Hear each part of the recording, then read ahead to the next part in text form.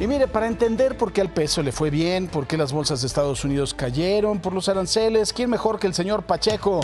El señor Pachecation, que le sabe al tema, por supuesto, bastante. Adelante, señor Pacheco.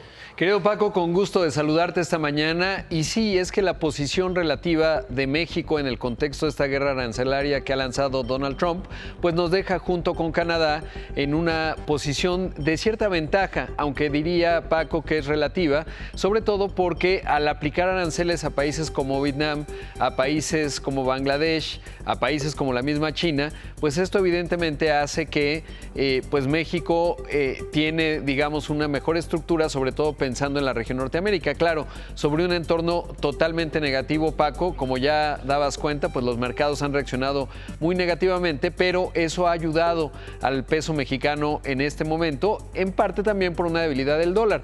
Aparte, se acaba de publicar, querido Paco, esta mañana, que en Estados Unidos en marzo se crearon 228,000 puestos de trabajo. Esto es por encima de lo que estimaba el mercado, que andaba por los 120,000. Sin embargo, este dato positivo no parece estar influyendo en los futuros del Standard & Poor's 500, que es la referencia en los mercados bursátiles en Estados Unidos, pero por lo menos te muestra que hay una economía estadounidense más resiliente. Te diría que hay otro escenario que puede resultar positivo para México y obviamente también para Canadá, y es que con la reacción muy negativa de los mercados, Donald Trump tendrá más incentivos para tratar de acelerar la negociación del TEMEC, porque hoy lo que no tiene el capital a nivel internacional es certeza.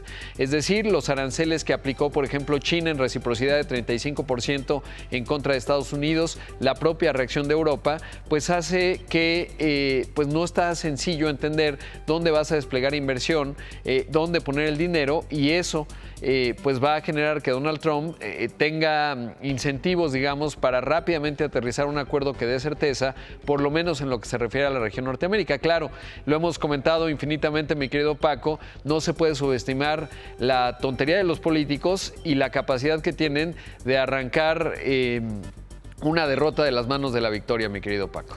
Oye, ahora, otra de las cosas importantes también, creo que debemos de ser conscientes que libramos el asunto como dirían los alcohólicos, solo por hoy, ¿no? Porque el señor Trump cambia de punto de vista, ya declaró que el TEMEC es el peor acuerdo que se ha firmado, y creo que lo que tenemos que ver, además del Plan México, que a mí me parece que tenemos que resolver nuestros asuntos, seguir para adelante y enfocarnos, porque este hombre es un bipolar arancelario, tenemos que tener muy claro que hay que empezar a negociar el nuevo acuerdo, ya ni siquiera renegociar, sino a plantear cuál será el nuevo acuerdo que tendremos con los Estados Unidos, ¿no?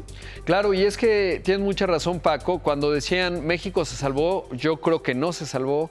¿Por qué? Pues porque, seguimos teniendo el condicionamiento de resolver el tema del fentanilo y la migración sin criterios claros, y entonces eso nos deja a merced pues de estos caprichos de Donald Trump a México y a Canadá. Y luego tenemos desafíos internos. El tema de la seguridad pública, que inhibe mucho la inversión, pues no es algo que tiene que ver con Donald Trump.